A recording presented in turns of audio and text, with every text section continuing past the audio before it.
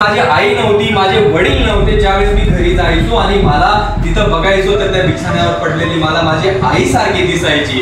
ती आई दिसायची सर सारखं. ती आई मला सारखं असताना एक सांगायची, बाळा काही नाही केलं ना चालणार, तू काही काम केलं नाही चालणार, बाळा तू शिकून मोठा हो. सर 3 ते 4 महिने सर त्या गोष्टी सतत माझ्या डोक्यात येत राहिल्या, बाळा तू अभ्यास कर, बाळा तू अभ्यास कर. 3 ते 4 महिने सर रात्रीचा दिवस केला, दिवसाची रात्र केली सर. हॉस्पिटलमध्ये त्यांना घेऊन गेलो. तिकडनं त्या आईचा माझ्या आईचा मृतदेह घरी आणायचा होता सर.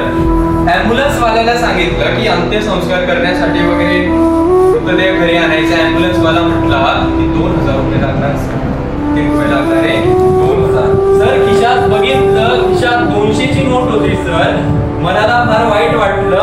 मी ठरवलं की आता आईला घरी कसं घेऊन जायचं. तेवढ्याच डोक्यात एक विचार आला की माझी आई ज्यांच्याकडे भांडे घासायला वगैरे जायची ना त्यांच्याकडे जाऊन थोडी मदत घेऊया. मग सर मी गेलो. माझी आई तुमच्याकडे भांडे घासायची ना, द्या 50 रुपये. माझ्या आईचं असं झालं, माझी आई तुमच्याकडे त्या सरांकडे गेलो आणि ते सर म्हटले, सर तुम्हाला याची गोष्ट माहिती नाही, याची गोष्ट फार निराळी. मग ते म्हटले की चला आपण एकदा त्याच्या घरी जाऊ. मुलांना त्याचं घर जे होतं ना, मुंबई मोठी सिटी आहे एकदम. आता त्या मुंबईमध्ये धारावी नावाची एक झोपडपट्टी आहे, बरोबर आहे.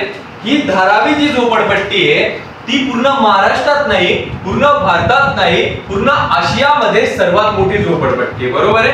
आम्ही तिथं गेलो, गल्लीने गेलो, रस्ता नव्हता, एकदम कडेने तिकडनं गेलो. फायनली आम्हाला त्याचं घर सापडलं. घरी एक पत्र्याचा दरवाजा होता, तो असा उघडा होता, लाईट वगैरे काय नव्हतं. तो मुलगा बसलेला होता. आम्हाला बघितलं, पळत आला, ते दार व्यवस्थित केलं. त्याच्यानंतर पेला घेतला, पेला माठाजवळ नेला, तिथं भरला आणि पटकन आम्हाला दिला. पाणी वगैरे घेतलं मुलांनो. त्याच्यानंतर त्या सरांनी सांगितलं की हे असे शिक्षक आहे, त्यांना तुझं सर्व सांग, तू कशा पद्धतीने केलं. मग मुलांनो त्यांनी तिथून जी गोष्ट सुरू केली, बोलता कधी अर्धा 1 तास निघून गेला आमचा, आम्हाला कळलं. मग आता लक्ष द्या, त्यांनी काय सांगितलं मी ते तुम्हाला माझ्या वाणीतून सांगतोय, व्यवस्थित लक्ष द्या, व्यवस्थित. तो म्हटला की सर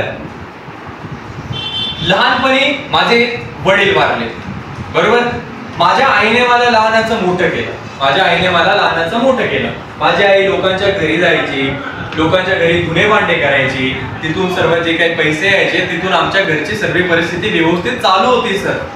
सर्व गोष्टी व्यवस्थित चालू होत्या सर. सकाळी मी शाळेत जायचो सर, दुपारी यायचो, जेवण करायचो तेव्हा आई नसायची, कारण की आई भांडे घासायला गेलेली राहायची.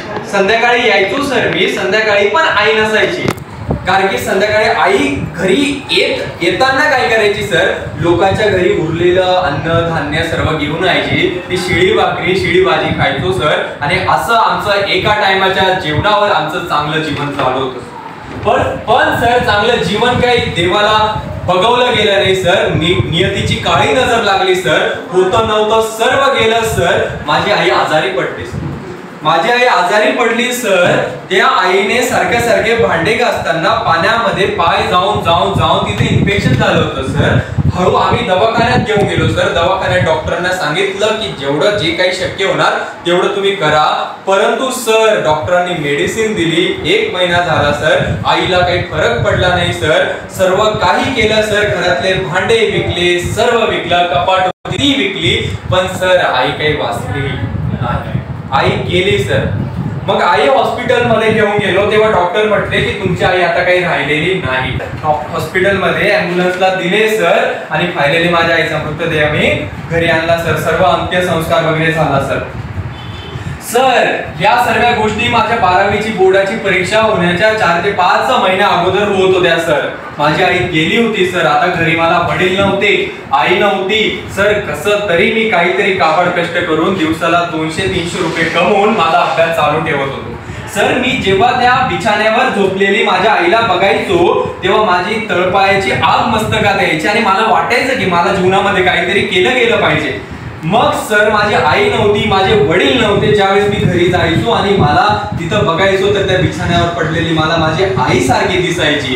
ती आई दिसायची सर सारखं. ती आई मला सारखं असताना एक सांगायची, बाळा काही नाही केलं ना चालणार, तू काही काम केलं नाही चालणार बाळा, तू शिकून मोठा हो, शिकून मोठा हो.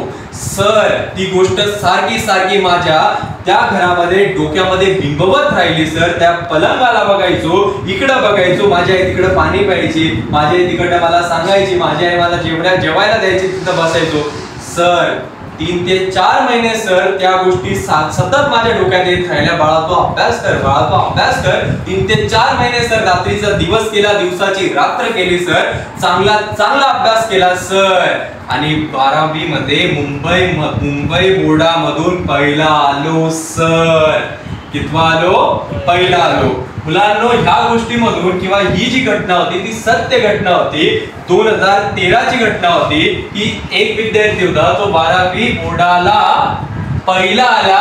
आणि ते पहिल्या यायला महत्व काय होतं, कारण की तो कुठे होता? जिथं त्याला अन्न एक वेळ मिळायचं, जिथं त्याला आई बाप नव्हते, तिथं बसून तो चांगले मार्क्स मिळवू शकतो.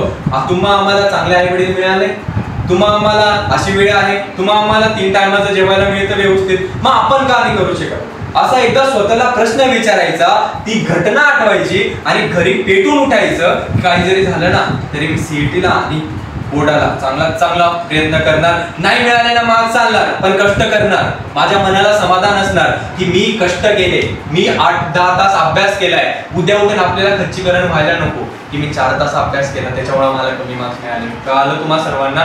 एकच सांगायचं मुलांनो, सर्व गोष्टी आपल्याकडे आहेत. व्यवस्थित अभ्यास करा, व्यवस्थित शिकून मोठं व्हा आणि आपल्या आई-वडिलांची काळजी घ्या. नेहमी चांगल्या गोष्टींच्या सहवासात राहा. एवढ्याच गोष्टी सांगणार तुम्हाला आणि इथं मी थांबणार. कळालं सर्वांना?